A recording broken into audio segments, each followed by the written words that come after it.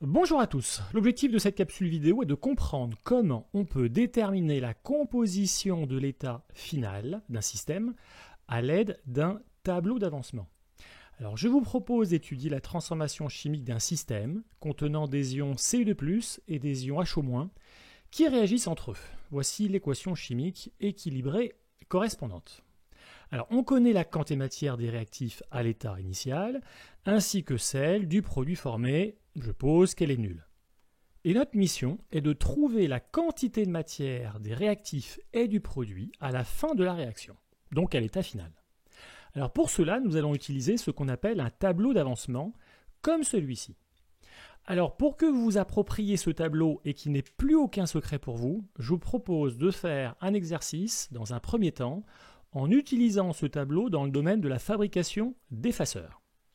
Alors pour fabriquer cet effaceur, il faut un socle et deux bouchons. On considère que les bouchons sont identiques. Dans la cellule en bleu, on va écrire le nombre de socles en stock à l'état initial.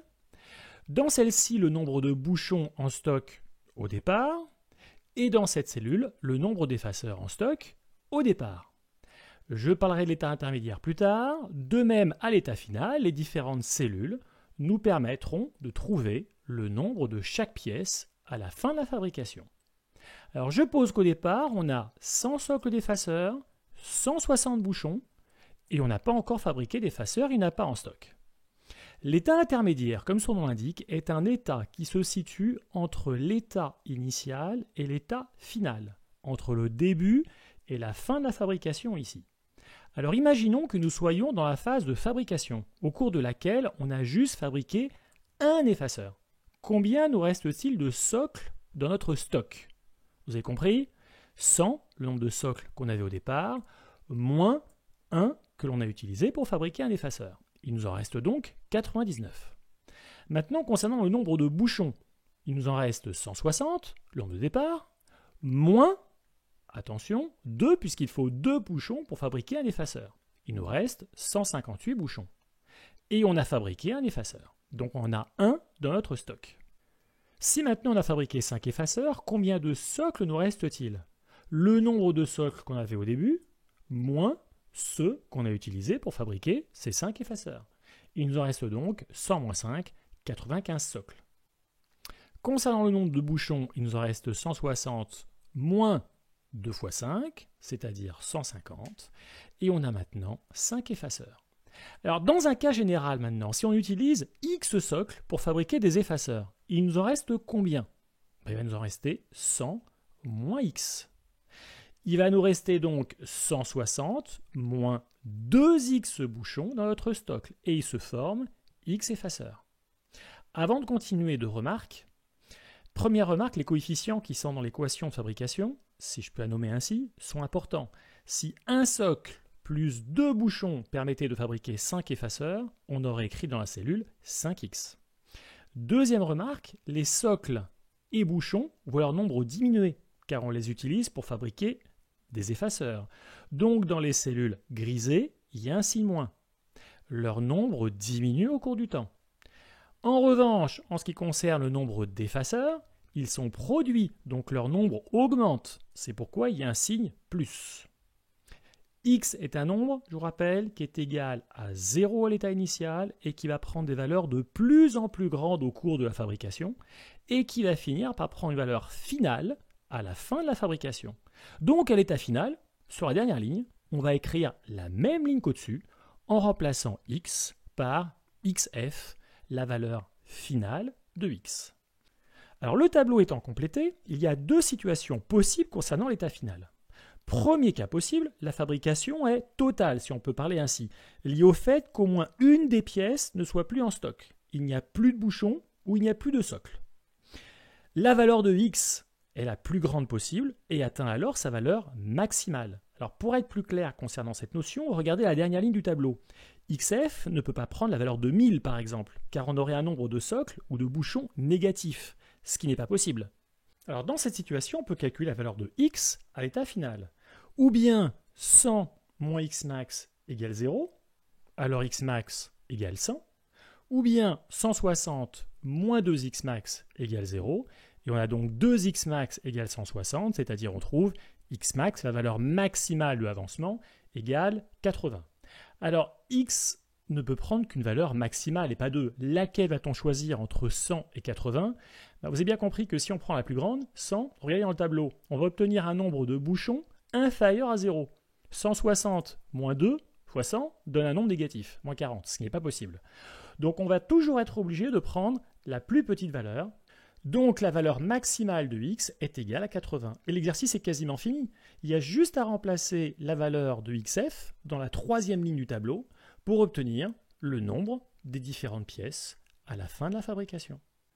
Alors une remarque avant de passer à la résolution de l'exercice de chimie de départ. Si on vous demandait de trouver le nombre de socles qui ont été utilisés durant toute la fabrication, c'est dans cette cellule ou celle du dessus qu'il faut aller chercher l'information.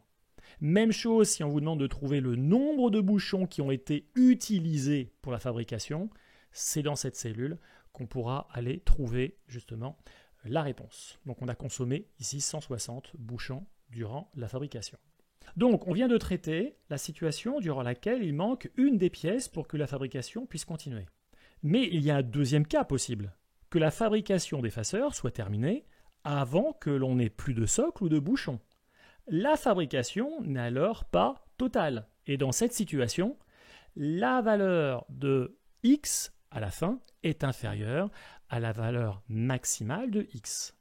Dans cette situation, il y a nécessairement une information dans l'énoncé qui vous permettra de trouver la composition du système à l'état final.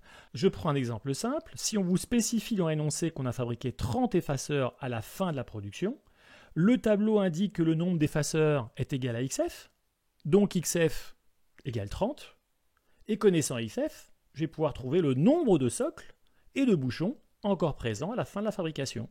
100 moins xf, donc il va rester 70 socles, 160 moins 2 xf, il reste 100 bouchons. Alors maintenant que l'utilisation du tableau d'avancement n'a plus aucun secret pour vous, on va le mettre en pratique en résolvant l'exercice de chimie. Alors attention, il y a des petites différences en chimie concernant le tableau par rapport à ce que je vous ai présenté. La première, c'est qu'on n'écrira aucune valeur numérique dans le tableau. Et la deuxième, puisque ce sont des quantités de matière qui varient, x, qu'on appelle l'avancement, est exprimé en mol. Plus la réaction chimique avance dans le temps, plus la valeur de l'avancement x en mol va être grande. Alors à l'état initial, il y a Ni mol d'ion CO2+, Ni mol d'ion HO- et pas hydroxyde de cuivre. À l'état intermédiaire, lorsque X mol d'ion CO2+ sont consommés, il reste Ni mol d'ion CO2+, ce qu'on avait au départ, à l'état initial, moins X mol. Attention concernant les ions HO-, il en reste Ni moins 2X mol, et il y a X mol d'hydroxyde de cuivre dans la solution qui ont été formées.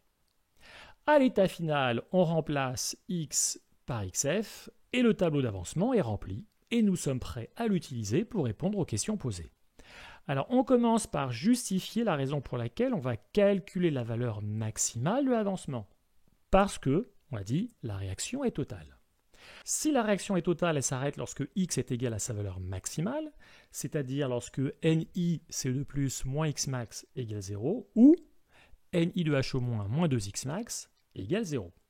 Donc, la valeur maximale de x est égale ou bien à la quantité de matière en ion CO2+ à l'état initial, c'est-à-dire 1 fois 10 moins 1 mol, ou bien est égale à Ni de HO- divisé par 2, et on trouve une valeur de 8 fois 10 puissance moins 2 mol.